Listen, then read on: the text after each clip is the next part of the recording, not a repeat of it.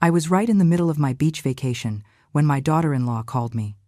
She said, "We know this beach condo is yours, but we want to be alone with my parents, so you need to go to a hotel." I replied, "Understood." And then I made my final move. What happened an hour later had her parents calling me, begging for their daughter to divorce my son. Because when Harper thought she had humiliated me for the last time, she didn't know I already held everything I needed to destroy the castle of lies she had built. It was a Friday afternoon. I was on the balcony of my oceanfront condo, feeling the salty breeze caress my face, when my phone rang.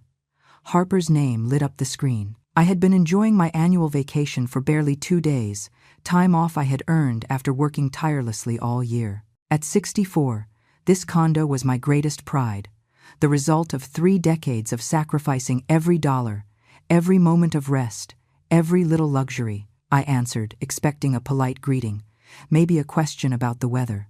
But what I heard was something completely different. "Barbara, I need to speak with you about the apartment."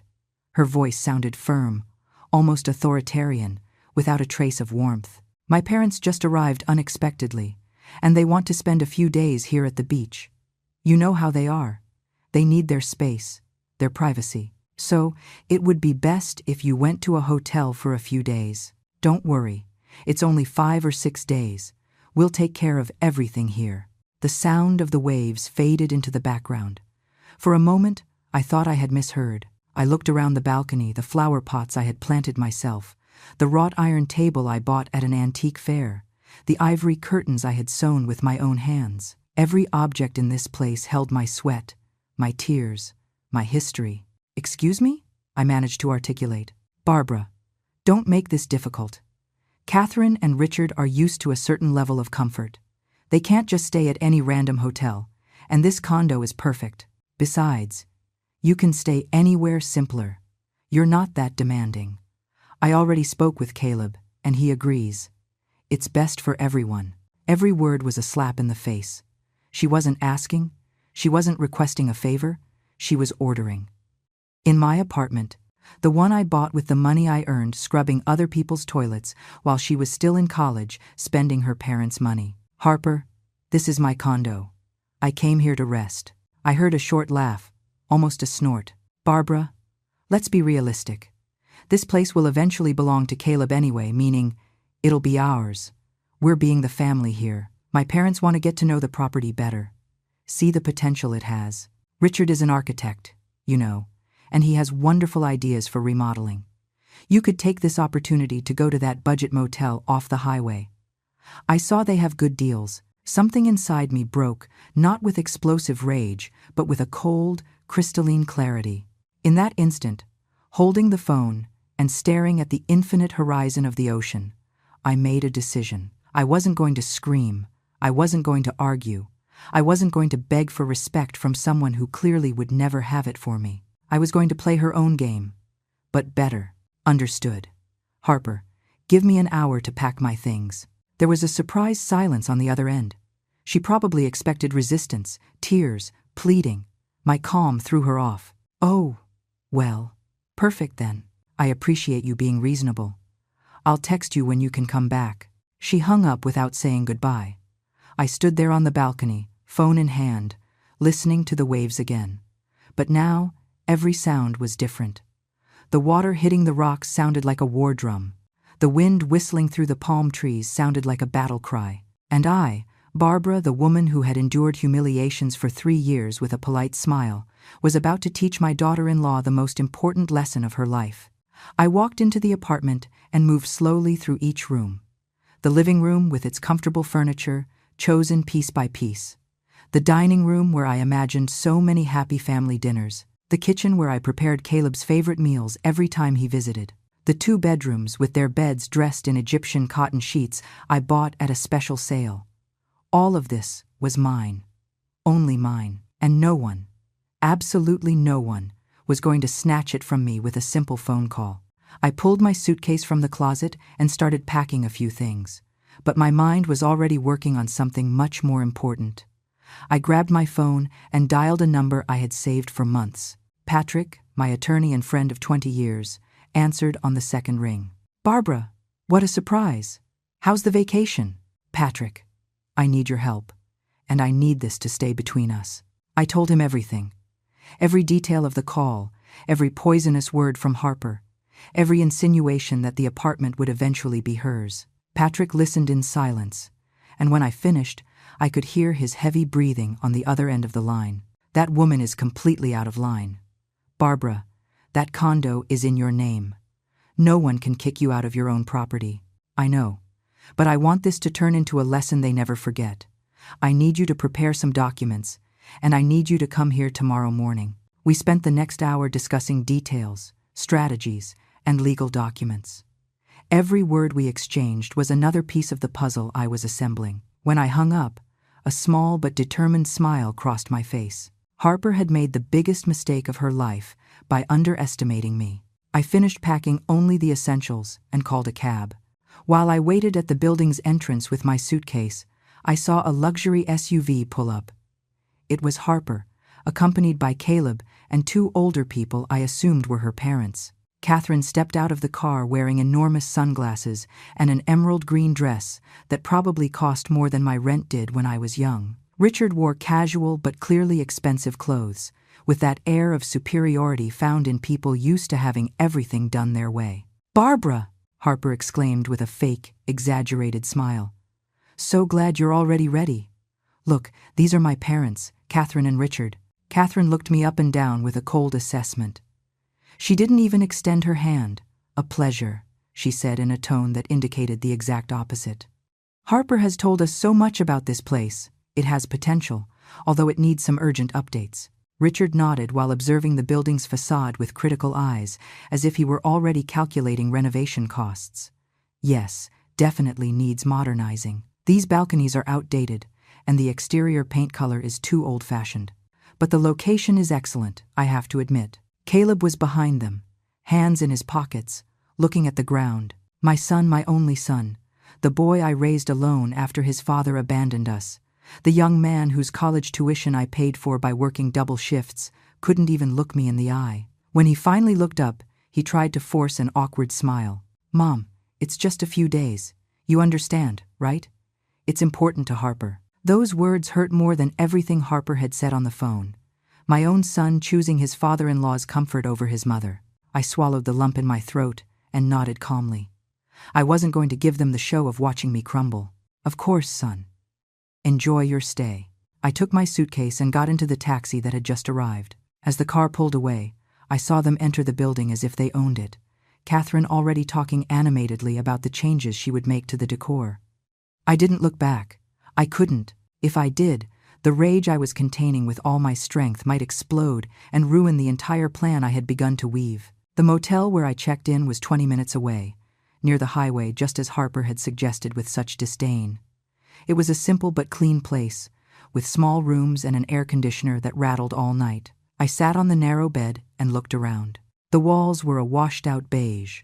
There was a water stain on the ceiling, and the view from the window looked out onto a parking lot with cracks in the pavement. This was the place my daughter-in-law considered appropriate for me, while she and her family settled into the condo I had bought with my blood and sacrifice. I pulled out my laptop and started reviewing documents. Patrick had emailed me some forms I needed to check. But before diving into the legalities, I opened social media. I wanted to know exactly what was happening in my apartment. I didn't have to search long. Harper had already posted a photo on the terrace, a glass of wine in hand, and the ocean in the background. The caption read, "Finally, at our beach sanctuary, family reunited in paradise. Soon, we'll make this place truly spectacular. Number, home, number, blessed. Our sanctuary, ours." The rush of adrenaline I felt was so intense, I had to close the laptop and breathe deeply. Every fiber of my being wanted to call her, scream at her, tell her exactly what I thought. But no, that was what an impulsive person would do. I wasn't impulsive. I was patient, and patience, combined with the right strategy, was much more powerful than any explosion of anger. I barely slept that night. Images kept popping up on my social media feeds. Catherine posing in my living room, Richard toasting on my terrace, Harper showing off the kitchen as if she were a proud hostess showing off her property. In one of the stories, I heard Richard's voice in the background. Here we could knock down this wall and do a much more modern, open concept. And that ceramic tile floor has to go. Definitely. They were planning to remodel my apartment. Without my permission. Without even asking me. The audacity was so great, it almost seemed unreal. I took screenshots of everything. Every photo, every comment, every story. Everything would be documented. Early the next morning, my phone rang. It was Patrick. "Good morning, Barbara. I have everything ready. When do you want me to head over?" "Today. But wait for my signal. I need something else to happen first." I spent the morning in that mediocre motel, drinking instant coffee and waiting. I knew Harper wouldn't be able to contain herself. People like her never can. They need constant validation. They need to brag. They need to feel superior. And sure enough, around noon, I received a text message from her. "Barbara, Catherine wants to know if you have the bills for the recent utilities for the condo. We also need the Wi-Fi and alarm passwords. By the way, we found some of your old stuff in the master bedroom closet. We moved it to the storage closet so it wouldn't be in the way. Hope you don't mind." My things, in the storage closet, as if they were trash that needed to be hidden. I took a deep breath and replied with the same chilling calm I had maintained from the start. "Sure, Harper. I'll email everything to you. Do you need anything else?" "No, that's fine for now. Oh, and don't worry about coming back soon. My parents are so in love with the place that they'll probably stay the whole week. Maybe 2. We'll see." 2 weeks. They wanted me to stay out of my own apartment for 2 weeks. My blood was boiling, but my fingers typed with absolute serenity. Understood. Enjoy. I immediately called Patrick. "It's time. Come tomorrow at 10 in the morning, and bring everything we discussed." That afternoon, I went for a walk on the public beach near the motel. It wasn't as beautiful as the beach in front of my condo. It was more crowded, noisier, with vendors shouting about their products. I sat on the sand and watched the sea. I had worked so hard all my life, since I was 16, when I had to leave school to help my sick mother. Since I was 20, when I got pregnant and Caleb's father disappeared like smoke. Since I was 25, when I started cleaning houses during the day and caring for the sick at night to give my son a better life. Every dollar I earned was through honest effort, dignity, and sacrifice.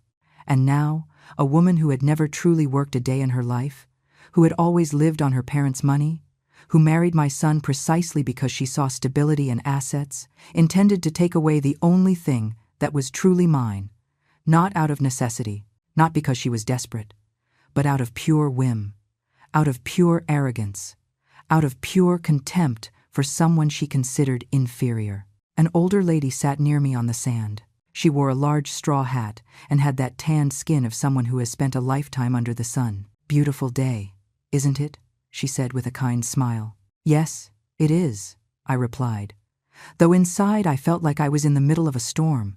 "On vacation?" The question made me laugh bitterly. Something like that. She must have noticed something in my expression because her smile turned more sympathetic. Sometimes the best vacations aren't the ones we plan, but the ones that force us to take important decisions. I don't know if it was intuition or simple coincidence, but her words resonated with me with a strange force.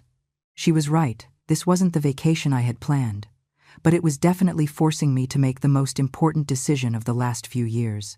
The decision to never again allow anyone to treat me as if I were invisible, disposable, less than them.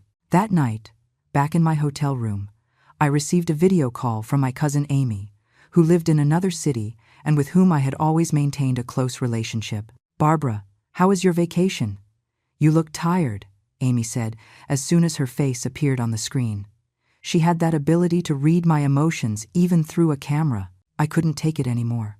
I told her everything, every detail, every humiliation, every arrogant message. Amy listened in silence, and as my story progressed, her expression went from surprise to absolute anger. "Are you telling me they kicked you out of your own condo? And Caleb did nothing?" "Nothing. Absolutely nothing. Barbara, that woman is robbing you of your life right in front of your eyes, and the worst part is that your son is allowing it." Her words confirmed what I already knew, but it hurt to admit.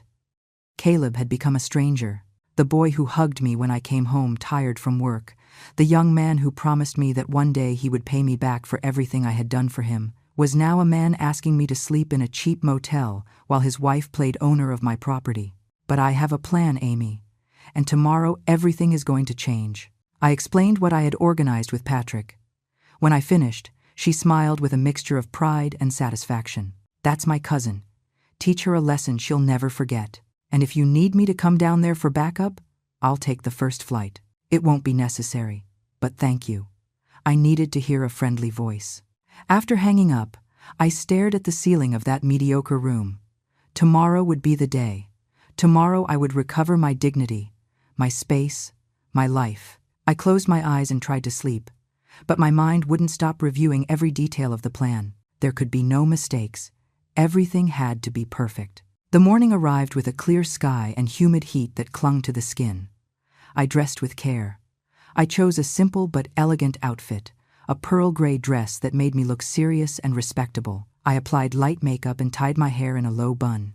I wanted to look like what I was, a dignified woman, the owner of her property, not someone who could be trampled on. At 9:30, Patrick called me. I'm pulling up to your hotel. Ready. More than ready.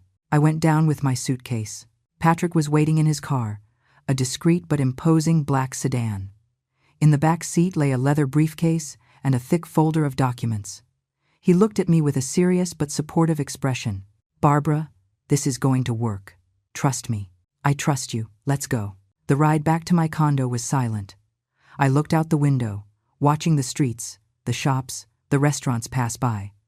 Everything remained the same as always, but I had changed. The Barbara who left that apartment 2 days ago was a tired woman, used to being compliant, avoiding conflict.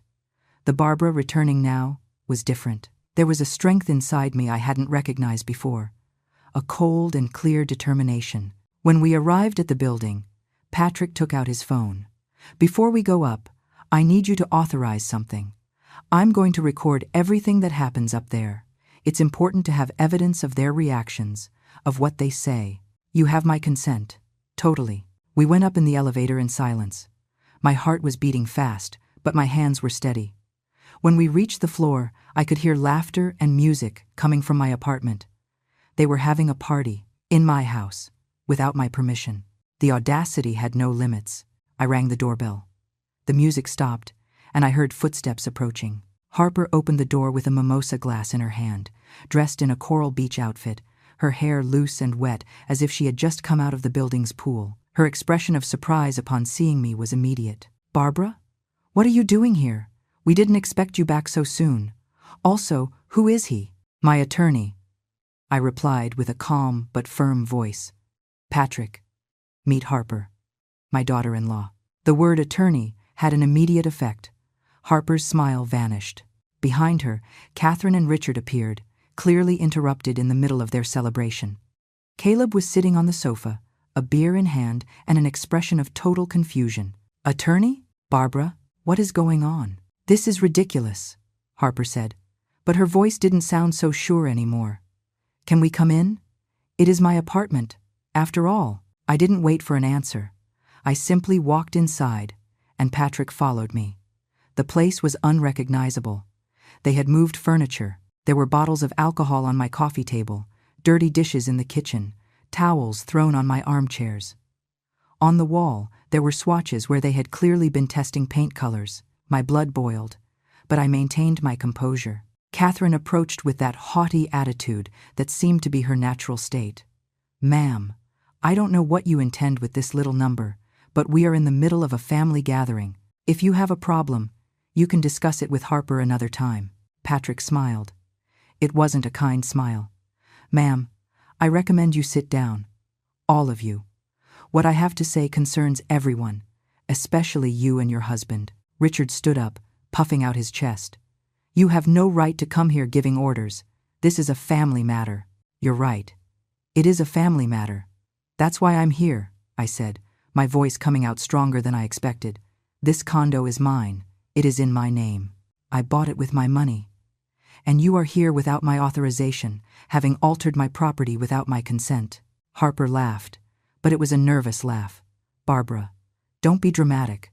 I already told you that this will eventually belong to Caleb. Meaning, ours. We're just getting a little ahead of things. Getting ahead? I repeated slowly. Getting ahead of what exactly? There was an uncomfortable silence. Harper looked at her parents, then at Caleb, seeking support. Caleb remained on the sofa, pale, saying nothing. Patrick opened his briefcase and took out several documents. I have here the deed to this condo. As you can see, the sole owner is Mrs. Barbara. There is no document indicating a future transfer, promised donation, or any other legal agreement giving you rights over this property. Catherine frowned. Wait, what? Harper told us Barbara had promised to transfer the condo when they got married, that it was part of the family agreement. The silence that followed was deafening. Harper turned pale. I felt a cold satisfaction run down my spine. There it was, the first crack in her castle of lies. I promised that? I asked slowly, looking directly at Harper. Mom, you said. At Christmas dinner. You mentioned that. Harper stammered, trying to construct a justification on the fly. I never said such a thing. Never. And you know it. Richard looked confused now, staring at his daughter. Harper, you told us specifically that this place was practically yours, that Barbara only kept it in her name for tax purposes, but that the agreement was clear. Well, not exactly like that, Dad. It's complicated. It's not complicated, Patrick intervened. It's simple. Your daughter lied.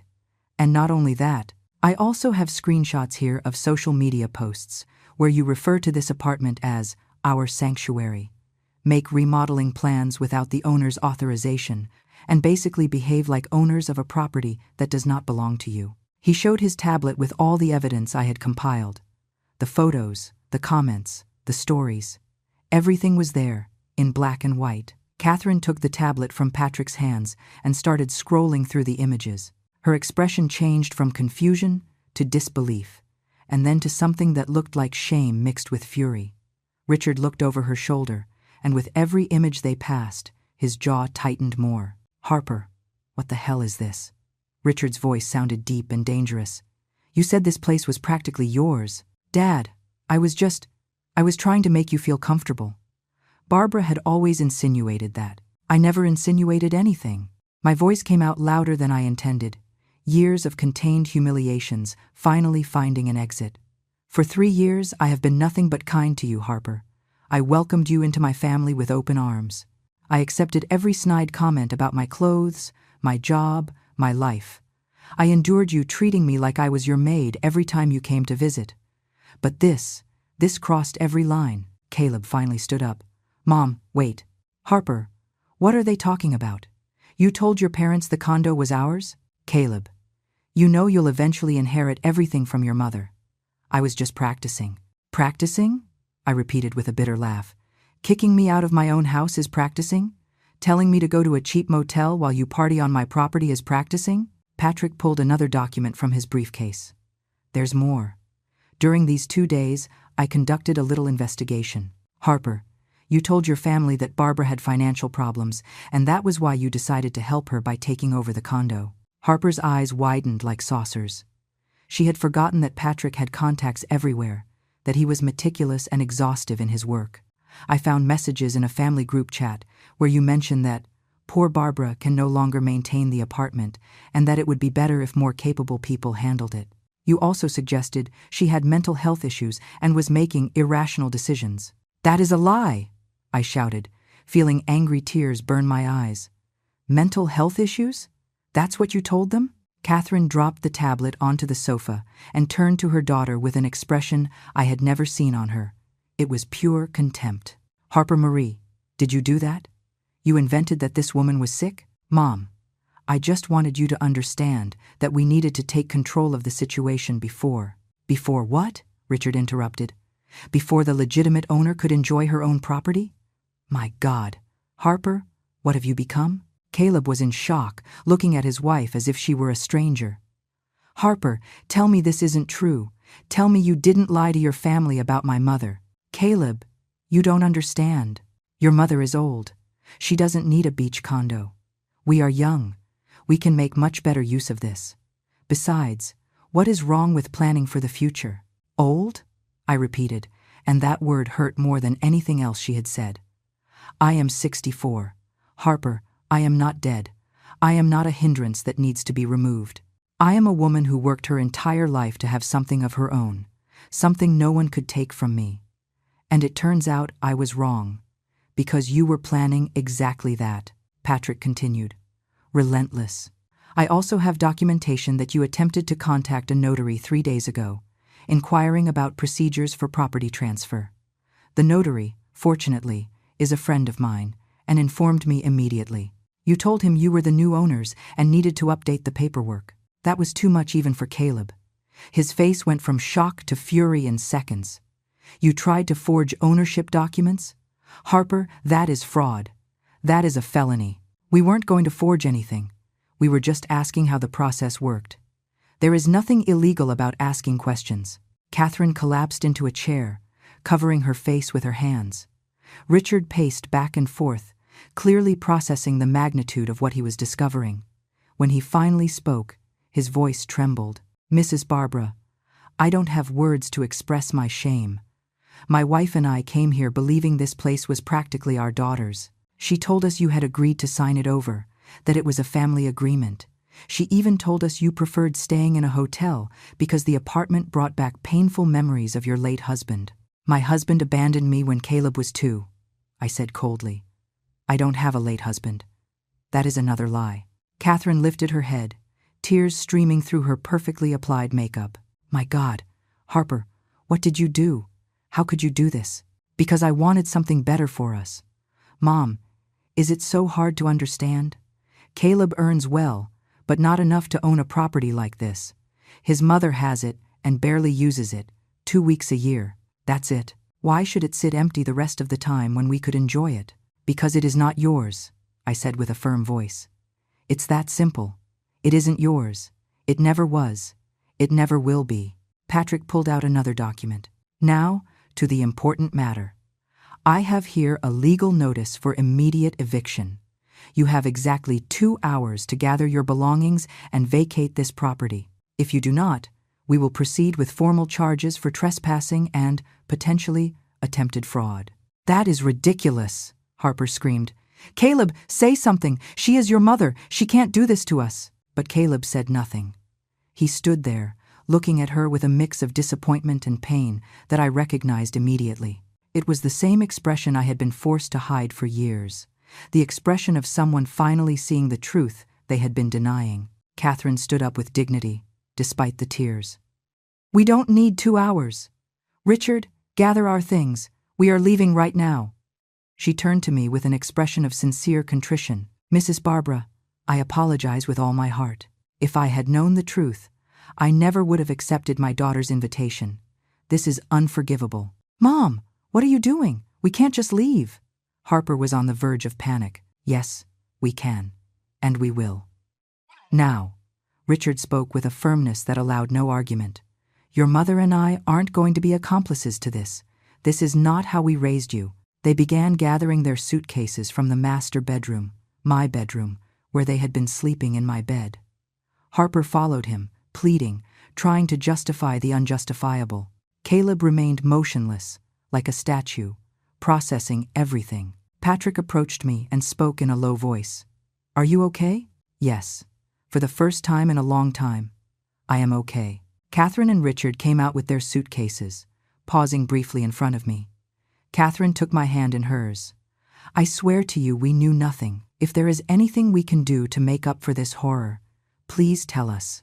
Just take your daughter with you, I replied calmly. When they left, the apartment fell into a heavy silence. Only Patrick, Caleb, Harper, and I remained. Harper looked at me with a mixture of hate and desperation. Caleb looked at the floor. I looked at everything they had done to my home, the mess, the disrespect, the violation of my most intimate space. Harper, you have to leave too, I said finally. Caleb, please, you can't allow this.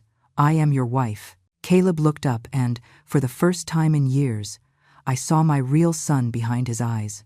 I think I need to be alone for a while. Harper.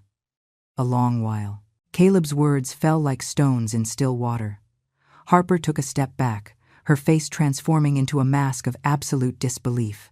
For a moment, No one moved. The sound of waves crashing against the rocks outside was the only thing filling the crushing silence. What does that mean, Caleb? Alone for a while? Harper's voice trembled, but not with sadness, with contained rage. Your mother is exaggerating all of this. I was just trying to secure our future. Is that so terrible? You lied, Caleb said, his voice sounding tired, defeated. You lied to your parents. You lied about my mother. You invented illnesses that don't exist. You planned to steal something that isn't yours. How am I supposed to trust you after this? Trust me? And what about trusting your mother? She brought a lawyer, Caleb. A lawyer? Like we were criminals. This is a family situation, and she turned it into a legal circus. Patrick stepped forward. Ma'am, I suggest you gather your belongings. The clock is ticking. Harper looked at me with a hatred so pure I could almost physically feel it. This isn't going to end like this. You are a bitter old woman who can't stand seeing other people happy. You probably planned all this from the beginning, just waiting for an excuse to destroy my marriage. Your marriage is destroying itself, Harper. I didn't have to do anything but tell the truth. The truth, she sneered. Your truth is that you can't let go of your son. You've always been one of those toxic mothers who won't let their children grow up. That's why Caleb's father left you. He was probably sick of your control. The blow was low, and she knew it. She wanted to hurt me. She wanted to make me explode. She wanted me to lose my composure so she could use it against me. But I had spent 3 years watching her, learning her tactics, seeing how she manipulated every situation to her favor. I wasn't going to fall for her game. My relationship with Caleb's father is none of your business, I replied with a steady voice. And my relationship with my son has never been the problem. The problem is that you thought you could steal from me, humiliate me, and get away with it because you assumed I was too weak to defend myself. I wasn't stealing from you. It was just a matter of time before this place was ours anyway. Matter of time, I repeated slowly. Were you waiting for me to die, Harper? Is that it? Were you planning my funeral while I was still alive? The silence that followed was deafening. Even Harper seemed to realize she had revealed too much. Caleb looked at her, horrified. Harper, my God, is that what you were thinking? No, Caleb, older people eventually need help. I was just doing a dry run for the future. Your mother isn't going to live forever. But I am alive now, I said, and my voice came out stronger than it had sounded in years. I am alive, I am 64, I am perfectly healthy, and I plan to enjoy my condo for many more years. And if one day I decide to leave it to someone, you can be absolutely sure it won't be to you. Harper's eyes filled with tears, but they weren't tears of regret. They were tears of frustration, of rage at seeing her plan completely collapse. She turned to Caleb with desperation. Caleb, if you love me, if our marriage means anything to you, tell your mother to stop this. We can fix it. I can apologize. We can start over. Caleb closed his eyes and took a deep breath. When he opened them, there was something different in them, a clarity I hadn't seen in a long time. Harper, for the last 3 years, I've watched how you treated my mother. The little cruelties, the hurtful comments disguised as jokes, the hints about her age, her clothes, her job. I told myself I was exaggerating, that it was just personality differences. But it wasn't that, was it? You really despised her. Caleb, I never. Yes, you did.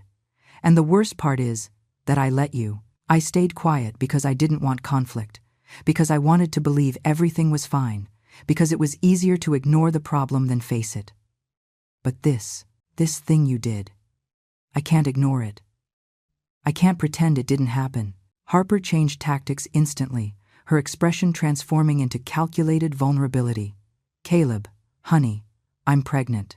The world stopped. Patrick looked at me sideways. Caleb stood frozen. I felt the ground move beneath my feet. A baby, a grandchild. That changed everything, didn't it? What? Caleb could barely articulate the word. I was going to tell you this week. I wanted it to be a special surprise here at the beach. I'm 6 weeks along. That's why I wanted this place to be ours, Caleb. Because I want our child to grow up coming here, making memories here. I wanted to secure their future. Tears ran down her face now, and they looked genuine. Caleb stepped toward her, confused, clearly torn between the joy of the news and the horror of everything he had discovered. I stood still, processing. Was it true, or was it another manipulation? Patrick, always professional, spoke carefully. "Ma'am, if you are pregnant, that does not change the fact that you committed acts constituting trespassing and defamation. A baby is not a license for abuse. It's not abuse to want something better for my family." Harper sobbed, clinging to Caleb. "Barbara, if you were ever a mother, if you ever loved your son, you should understand this. Everything I did was out of love." "Love doesn't justify cruelty," I replied, though my voice sounded less firm than before. "Love doesn't justify lies, and it definitely doesn't justify trying to steal what belongs to someone else." Caleb looked at Harper with a mix of emotions impossible to decipher. "Is it true? Are you really pregnant?" "Yes. I have the test in my purse. I was going to show you tomorrow at a special breakfast I had planned." Of course, she had a test ready. Harper was always prepared, always had a plan B, always knew exactly what to say and when to say it to get what she wanted. But something inside me told me this time was different. This time, even if she was pregnant, that couldn't be an excuse to erase everything she had done. I walked over to my son and looked him straight in the eye. "Caleb, if Harper is pregnant, I will be happy for you. A grandchild is a blessing. But that doesn't mean what she did is right. It doesn't mean you should forget how she treated your mother. And it definitely doesn't mean I should hand over my apartment to her because she's now using a baby as a bargaining chip. Mom, listen to me, son. All your life, I have sacrificed for you. I worked 3 jobs so you could go to college. I sold my car to pay for your last semester. I stayed in a small, old apartment so you could have a good start in life. I never asked you for anything in return because that is what mothers do. But now, the only thing I have, the only thing that is truly mine, someone is trying to take it from me, and that person is your wife." Caleb had tears in his eyes now. "I know, Mom. I know, and I am so sorry. I don't want your apologies. I want you to make a decision. I'm not asking you to choose between her and me. I'm asking you to choose between right and wrong, between honesty and manipulation, between respecting your mother or allowing someone to trample her." Harper interrupted, her voice now desperate. "Caleb, think about our baby. Think about our family. Are you really going to destroy all this over a misunderstanding?" "It is not a misunderstanding," Caleb said finally, and his voice sounded stronger, clearer. "It is a series of deliberate lies. It is cruelty disguised as practicality. It is manipulation." He separated from Harper and walked to the window, looking at the ocean. We all waited in silence, the air so tense it seemed it could break with a sigh.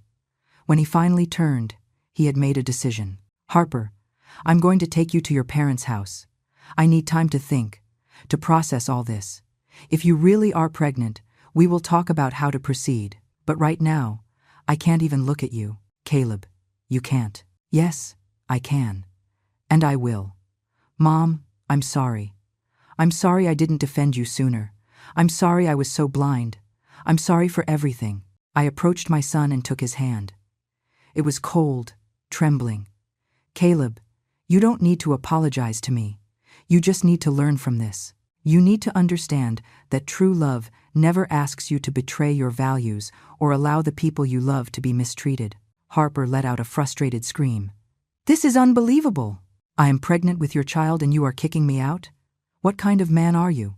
"The kind of man my mother raised to recognize when something is wrong," Caleb replied with a firmness I hadn't heard from him in years. "Gather your things. Now." Harper looked at all of us, searching for some sign of weakness, some crack she could slip through to reverse the situation. But she found nothing. Patrick remained professional and distant. Caleb was determined. And I had exhausted my capacity for being compliant exactly 2 days ago when I received that phone call that changed everything. With sharp, angry movements, Harper began gathering her belongings. She threw clothes into her suitcase without any care, muttering things under her breath that I couldn't fully hear but were clearly not flattering. Every so often she shot me looks full of venom, as if I were the villain of this story, as if I had done something unforgivable by refusing to be trampled. While she packed, her phone rang. It was her mother. Harper answered with a tearful voice, immediately falling into the role of victim. Mom, they're kicking me out. Caleb is choosing his mother over me. Over our baby. Yes, I'm pregnant. No, he doesn't care. His mother has him completely manipulated. I heard Catherine's voice on the other end, though I couldn't distinguish the words. But judging by Harper's expression, she wasn't receiving the support she expected. Her face went from self-pity to indignation. What do you mean you understand him? Mom, I am your daughter. I am pregnant and they are treating me like a criminal. There was a pause. No, I didn't invent the pregnancy.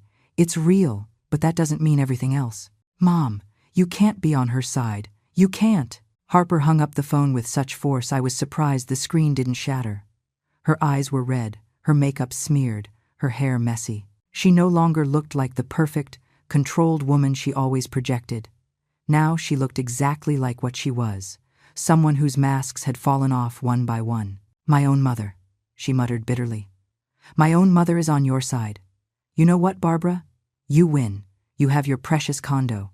I hope it makes you very happy when you're here alone, old and bitter, with no one visiting you, never knowing your grandchild. Those words were designed to hurt me, to plant a seed of doubt and guilt. But I had spent 2 days in a mediocre motel reflecting on my life, my decisions, and what really mattered, and I had come to a very clear conclusion.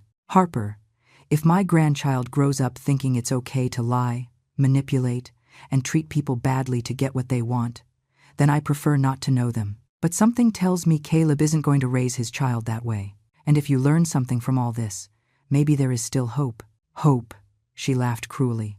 The only hope I have is that one day you understand the damage you caused today. You destroyed a family over a stupid apartment. No, Caleb intervened. You destroyed our trust with your lies. There is a difference. Harper finished packing and dragged her suitcase to the door. Before leaving, she turned one last time. This doesn't end here. I'm going to fight for what is mine. My child deserves an inheritance. Your child deserves a mother who is honest and decent, I replied. Everything else is secondary. The door slammed shut behind her with a bang that made the frame shake. The silence that followed was different from before. This was a silence of relief, of liberation, like when a storm ends and the air smells fresh and clean. Caleb collapsed onto the sofa, covering his face with his hands. My God, Mom, what did I just do? What if she really is pregnant? What if I just ruined my child's life? I sat next to him and put my arm around his shoulders, just like when he was a boy and had nightmares. You didn't ruin anything, son. You taught your wife that there are consequences for actions, and if there is a baby, that child will benefit from having a father who knows the difference between right and wrong. Patrick, who had remained discreetly in the background during the entire exchange, finally spoke. Caleb, if you'll allow me some professional advice, I suggest you request verifiable medical proof of the pregnancy. I'm not saying your wife is lying, but given the pattern of behavior we've seen, it is prudent to confirm facts before making major decisions. Caleb nodded slowly. You're right. God, at what moment did my life turn into this? The moment you chose to ignore the red flags because it was more comfortable, I replied gently. We all make that mistake, son. The important thing is that you finally opened your eyes. Patrick began packing his documents into his briefcase. Barbara, I'll leave you a copy of everything. If Harper attempts any legal action, we have enough evidence to defend you. I also recommend you change the locks immediately and install security cameras. Cameras? Do you think that's necessary? After what we've seen today, I think it's essential. Harper doesn't seem like someone who accepts defeat easily. He was right. I had seen that look in her eyes before she left. It wasn't acceptance, it was planning. She was calculating her next move even as she dragged her suitcase out. After Patrick left, Caleb and I stayed in the apartment, now stained with the memories of the last few hours. There were dirty dishes to clean, furniture to move back, paint swatches to scrub off walls. But more than that, there was a mother-son relationship that needed to be repaired. Mom, I want you to know something, Caleb said after a long silence. During these 3 years, I saw how she treated you. I saw the comments, the looks, the little cruelties, and I did nothing because I told myself you were exaggerating, that it was just personality differences. But the truth is, I was afraid. Afraid of what? Afraid that if I defended my opinion, if I set boundaries, she would leave me. And after so many years alone, after so many failed relationships, when I finally found someone who seemed perfect, I didn't want to lose her. So I convinced myself the problems were small, manageable, that with time, things would improve. Things don't improve when the foundation is rotten, son. They only become more unstable until everything collapses. I know that now, and I am so sorry I failed you. I'm sorry I wasn't the son you deserved. I took his face in my hands, forcing him to look at me. Caleb, you were exactly the son I raised. A good man who wants to believe the best in people. That isn't a weakness, it's a virtue. The problem isn't that you trusted Harper. The problem is that she abused that trust. What do I do now, Mom? If she really is pregnant, how do I handle this? You can't just walk away from your child. You don't have to walk away, but you also don't have to allow yourself to be manipulated. Being a good father doesn't mean allowing the mother of your child to mistreat you or your family. It means setting healthy boundaries and teaching your child, by your example, what mutual respect looks like. We spent the rest of the afternoon cleaning the apartment together. Every surface we wiped, every object we returned to its place felt symbolic. We were restoring not just the physical space, but something deeper. We were rebuilding the trust, the respect, the connection that had slowly eroded over 3 years. When the sun began to set, painting the sky in shades of orange and violet, we stepped out onto the balcony. The ocean stretched infinite before us, waves crashing with their eternal rhythm, indifferent to human drama. You know what the saddest part of all this is, Mom? Caleb said, staring at the horizon. That I really loved her. Or at least I loved the person I thought she was. Now I wonder if I ever really knew her, or if I just saw what she wanted me to see. Probably a little of both, I replied softly. People are complex. Harper isn't completely evil, but she has a worrying capacity to justify her actions regardless of who she hurts. That isn't love, son. That is selfishness disguised as ambition. My phone buzzed. It was a text from Catherine. Barbara, I need to talk to you. Can we meet tomorrow?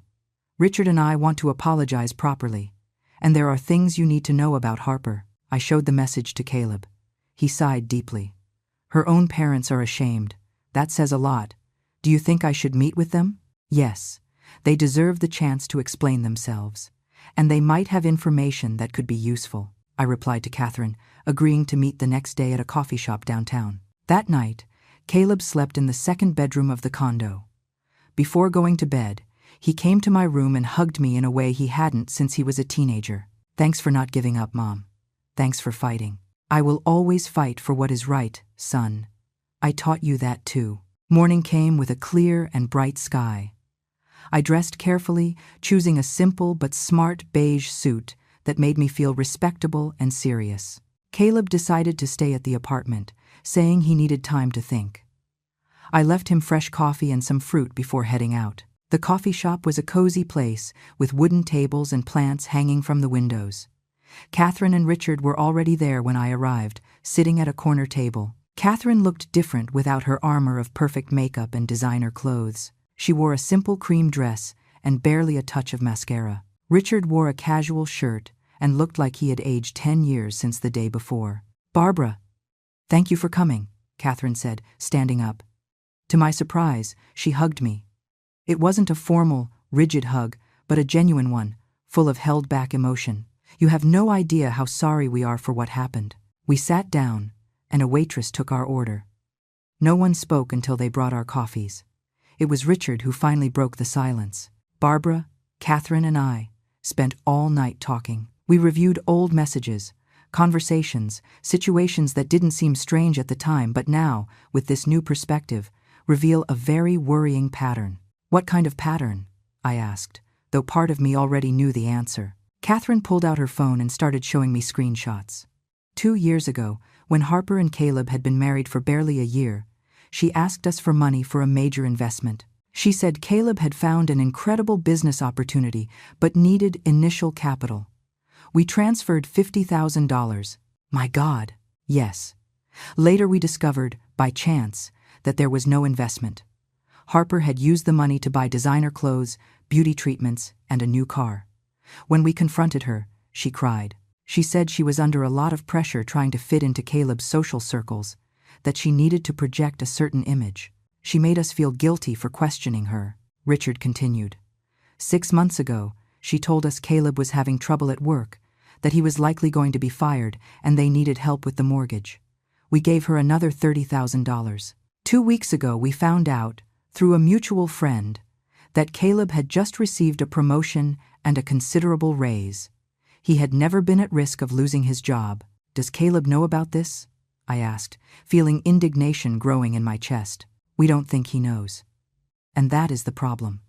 Harper is incredibly skilled at compartmentalizing her life. She tells us different things, tells Caleb different things, probably tells you different things too. She builds separate narratives and keeps them all running simultaneously. Catherine took my hand across the table.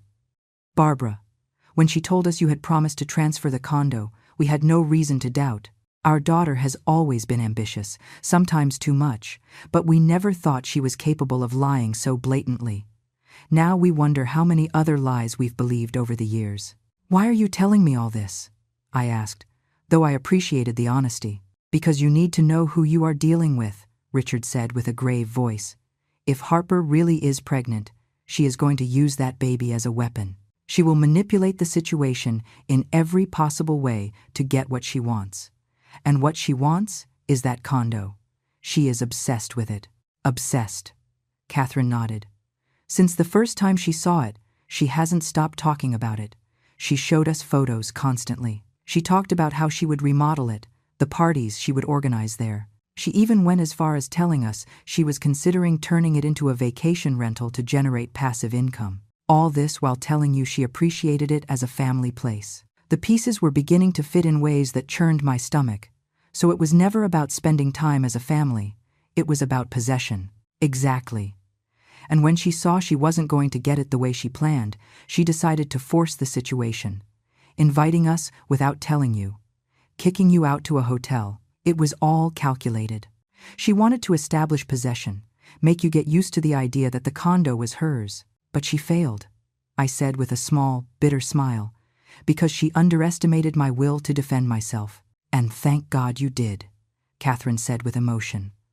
Barbara, if you hadn't taken action, if you had allowed this to continue, she eventually would have found a way to take it from you legally. I am sure of it. Richard leaned forward. There is something else you should know. Harper has a history of similar behavior. In college, she convinced a roommate to lend her money for a family emergency. She never paid it back. Later, there was an incident with a close friend's boyfriend. Harper always denied any responsibility, but the friendship ended explosively. Why didn't you ever intervene? I asked, trying not to sound accusatory, but needing to understand. Catherine had tears in her eyes. Because she is our daughter. Because we wanted to believe they were misunderstandings, that people judged her wrong, that with maturity, she would change. Because it is easier to make excuses than to face the truth that your daughter has a serious character flaw. But we can't keep doing it, Richard added firmly. Especially if there is going to be a grandchild involved. That child deserves to grow up in an environment of honesty, not constant manipulation. Do you think she is really pregnant? I asked. Catherine and Richard exchanged a long, meaningful look. Finally, she spoke. We don't know. Harper called last night saying she was pregnant, but when we asked her to show us medical documentation, she got defensive. She said she didn't have to prove anything to us, that we were her parents and should believe her. That is what worries us, Richard continued. If she really were pregnant and excited about it, wouldn't she want to share the ultrasound? The lab results? The fact that she resists showing evidence makes us suspicious. My God, I whispered. Do you think she would invent a pregnancy? After everything we've discovered, we don't rule anything out, Catherine said sadly. That's why we wanted to warn you. If Caleb asks for proof, and it turns out she lied about this too, the situation is going to explode in ways we can't predict. We spent the next hour talking about Harper, about the patterns they had seen, about the red flags they had ignored. With every revelation, I felt more validated in my decision to defend my boundaries, but also sadder for Caleb. My son had built his life with a woman who apparently had been deceiving him from the start. When we finally said goodbye, Catherine hugged me again. Barbara, we want you to know that whatever happens, we are not going to support Harper's behavior. If there is a baby, we want to be part of their life, but not at the cost of allowing our daughter to continue hurting good people. I appreciate your honesty, I replied sincerely. And I'm sorry you are going through this. Not more than we are, Richard said. Raising a child is the hardest thing in the world. Sometimes, even when you do everything right, things go wrong. But the important thing is to recognize it and not be complicit. I returned to the condo with my head spinning. Caleb was on the terrace, talking on the phone. When he saw me, he quickly ended the call and came toward me. It was Harper. She wants to meet tomorrow. She says she has something important to show me. His voice trembled slightly. Mom, I'm afraid of what I'm going to find out. I told him everything Catherine and Richard had revealed to me. With every word, I saw my son's expression pass from shock to pain and finally to a somber resignation. Then it's possible she isn't even pregnant, he said finally, his voice barely a whisper. All this time, everything I thought we had was a lie. We don't know yet, son. That's why tomorrow you need to ask her for verifiable medical proof. Not a home pregnancy test, but documentation from a doctor, blood work with dates, something she can't easily fake. And if she refuses, then you will have your answer. That night was one of the longest of my life. I heard Caleb tossing and turning in his room, unable to sleep, processing 3 years of potential lies. I couldn't sleep either. Every time I closed my eyes, I saw Harper's face. That perfect mask she had worn for so long and that had finally cracked to reveal something much darker underneath. At 3 a.m, I heard footsteps in the living room. I came out of my room and found Caleb sitting on the sofa, laptop open, reviewing what looked like bank statements. Son? What are you doing? He looked up, and his eyes were red, but not from sleep. He had been crying. Reviewing our finances. Mom, there are withdrawals I don't recognize, large transfers to accounts I don't know. For months, maybe years, Harper has been moving money without telling me. I sat next to him and looked at the screen. Thousands of dollars transferred to different accounts, expenses at luxury stores, payments to people whose names meant nothing to either of us. How much? I asked, though I wasn't sure I wanted to know the answer. Close to $200,000 in the last 2 years. Money I thought we were saving to buy a house, for our future, just disappeared. The magnitude of the betrayal was overwhelming. It wasn't just the condo. It wasn't just the lies to her parents. It was a systematic pattern of financial deception that had been happening right under my son's nose for years. Caleb, you need to speak with a lawyer. Not just about the condo, but for your financial protection. If she is willing to lie about this, what else has she been hiding? I already called Patrick. He's coming early tomorrow, before my meeting with Harper. He says I need to document everything, that we're likely going to need a full audit of our finances. We sat in silence, the sound of the waves being the only thing filling the space between us. After a long while, Caleb spoke with a broken voice. How could I be so stupid, Mom? How did I not see any of this? Why did you trust? Why did you love? Those aren't weaknesses, son. The problem isn't that you trusted, but that she abused that trust in unimaginable ways. But there were signs. They had to be there, and I ignored them all. Harper is very skilled at what she does. She builds lies upon lies, each one propping up the other. It's like a house of cards, so elaborate, it looks solid until someone finally blows on it, and everything collapses. Morning came too fast. Patrick appeared at 8, serious and professional as always, with another briefcase full of documents. He reviewed the bank statements Caleb had found, took notes, asked detailed questions. This is serious, Caleb. Very serious. We are talking potentially about marital fraud. Depending on how these accounts were managed, there could be serious legal implications for Harper. I don't want to destroy her life, Caleb said wearily. I just want the truth, and I want to protect what's left of my future. I understand. But you need to be prepared for the possibility that this goes beyond a simple divorce. If there is a pattern of fraud, the authorities could get involved. At 10 a.m, Caleb left for his meeting with Harper. They had agreed to meet at a public restaurant, a neutral place where they couldn't scream or make dramatic scenes. Patrick gave him clear instructions. Record the conversation if the law allowed. Make no promises, sign nothing, and ask for verifiable medical documentation regarding the supposed pregnancy. I stayed at the apartment, unable to do anything other than pace back and forth, checking the clock every 5 minutes. Amy called to see how I was, and I told her the latest. Barbara, that woman is a sociopath. $200,000? Lying to her own parents? Caleb is lucky this came to light now and not in 10 years, when he would have lost even more. I know, but I can't help feeling bad for him. Seeing your child suffer, no matter how old they are, is agony. But he is suffering from discovering the truth, not from losing Harper. That distinction is important. She was right, of course. Caleb's pain wasn't for the end of his marriage, but for the realization that everything had been an illusion from the start. 2 hours later, I heard the key in the lock. Caleb entered, and his expression said it all. He looked defeated, exhausted, but there was also something else there. A kind of grim clarity. She isn't pregnant, he said without preamble. She never was. My breath hitched. Even having suspected the possibility, hearing the confirmation was like receiving a physical blow. How do you know? I asked her to show me medical documentation. First she refused, said it was an insult that I didn't believe her. But I insisted. Finally, she admitted she had bought a positive pregnancy test online. Apparently, pregnant women sell them to others who want to trick their partners. The cruelty of that was almost incomprehensible.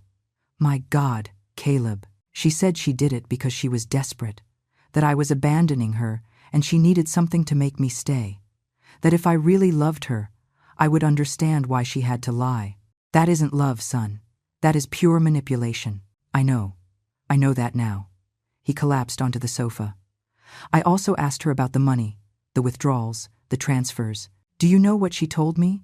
That it was her money because we were married, that she had the right to use it however she wanted, that I was controlling for even questioning her, and the $80,000 she got out of her parents with lies? She said her parents can afford it, that it was money she would eventually inherit anyway. So what did it matter if she received it now or later? She showed not a shred of remorse. Mom, not one. She simply justified every lie, every deception, as if they were completely reasonable decisions. I sat next to him. What are you going to do? Divorce her. Obviously. Patrick is already preparing the documents. He's also going to help me recover what I can of the money she took. But Mom, the scariest part isn't the money or the lies. It's realizing that for 3 years I shared my life with someone I don't know at all. That the woman I loved never really existed. I took his hand. She existed in your imagination, in your hope. You loved the idea of who you thought she was, and there is nothing wrong with that. The mistake was hers, not yours. My phone rang. It was a text from Catherine. Barbara, Harper just arrived at our house in a rage. She says Caleb abandoned her, that you destroyed her marriage. We are trying to calm her down, but she is out of control. Be careful. I showed the message to Caleb. He sighed deeply. I should have guessed she would run to her parents to play the victim. Do you think we should be worried? I don't know. I don't know what she's capable of anymore. As if the universe had been waiting for that question, my phone rang again. This time it was a call. Unknown number. I answered cautiously. Barbara? It was a woman's voice I didn't recognize immediately. Yes, who is this? This is Chloe, Harper's sister. I need to warn you about something. Caleb and I looked at each other. He put it on speaker. I'm listening, Chloe. My sister is planning something. She just called me asking me to testify that you promised her the condo, that there is a verbal agreement that can hold up legally. She asked me to lie under oath if necessary. And what did you say? I told her she was crazy, that I wasn't going to perjure myself for her. And then she confessed something else, something you need to know. Harper hired a locksmith 2 weeks ago. She has keys to your apartment, Barbara. Copies she made without your permission. The chill I felt in that moment was visceral. What? She was planning to enter when you weren't there. She was going to move into the apartment and establish residency. Her lawyer told her that if she could prove she had lived there for a certain time, she would have rights as an occupant. She planned all this weeks ago, long before you discovered her lies. Caleb looked sick. Chloe, why are you telling us this? Because I love my sister, but I can't be an accomplice to this. What she is doing is wrong, And frankly, I am tired of cleaning up her messes. Harper needs to face the consequences of her actions, even if that means losing her for a while. Thank you for telling us, I said, my mind already working on solutions. Do you know if she plans to do anything soon? Today, she said she was going to wait for Caleb to return to the apartment with his mother, and then she would go with some friends to move in. She was going to make it look like she had every right to be there. I hung up and looked at Caleb. We need to act fast. I'm already dialing Patrick, he said, phone already to his ear. Patrick arrived in record time, accompanied by a locksmith and, to my surprise, 2 police officers. I called some contacts, he explained as we quickly went up to the apartment. If Harper attempts to enter without authorization, we need immediate legal consequences. The locksmith worked efficiently, changing all the locks in less than 30 minutes. The officers checked the building perimeter, spoke with security staff, and left clear instructions that Harper no longer had authorization to enter. Patrick prepared formal documents restricting access to the property. How long do you think it will take her to try? Asked one of the officers. As an answer, my phone buzzed. It was the building's security guard. Mrs. Barbara, there is a young woman here claiming to be your daughter-in-law. She is with 3 other people and several boxes. She says she is moving in. Do I grant her access? No, definitely not. Keep her down there. On our way down, the 5 of us went down together, Caleb, Patrick, the 2 officers, and I. When we reached the lobby, the scene was exactly as Chloe had warned. Harper was there with 2 friends and a man I recognized as her cousin. They had boxes, suitcases, even some potted plants. She had come prepared for a full occupation. Harper's expression when she saw us all get off the elevator was unforgettable. Surprise, then fear, then unbridled fury. What is going on here? Why are there police? Her voice was shrill, hysterical. Ma'am, said one of the officers with a calm but authoritative voice, you do not have authorization from the owner to enter this building. I am family. My husband lives here. Your husband is here, Caleb pointed out with a cold voice, and he is telling you that you do not have permission to enter. Caleb, don't be ridiculous. This is temporary, just until we can talk properly about our marriage. I need a place to stay. You can stay with your parents, I replied firmly, or in a hotel, or anywhere else, but not in my condo. Patrick stepped forward with documents in hand. Miss Harper, I have here a temporary restraining order against you. You cannot approach within 100 yards of this property. We are also aware that you obtained key copies without the owner's authorization, which constitutes a crime. Harper paled. Who told you that? Was it Chloe? My own sister betrayed me. Your sister saved you from committing a major felony, Caleb said. If you had entered that apartment without permission, right now you would be getting arrested. One of Harper's friends touched her arm. Harper, maybe we should go. No, this isn't fair. Barbara is taking everything from me. My marriage, my home, my future. I didn't take anything from you, I replied, and my voice came out calmer than I felt. You never had any of this. You destroyed the marriage with your lies. The home was never yours. And your future? You ruined that all by yourself with your decisions. You are a bitter old woman who can't stand seeing her son happy. The officers intervened before she could continue. Ma'am, you need to leave now. If you do not do so voluntarily, we will have to escort you. Harper looked at us all with pure hate. Her friends were already picking up the boxes, clearly uncomfortable with the entire situation. The cousin was looking at his phone, pretending not to be involved. This doesn't end here, Harper spat. I'm going to hire the best lawyer. I'm going to fight for what belongs to me. Fight for what? Caleb interrupted, and there was steel in his voice. Are you going to invent more lies?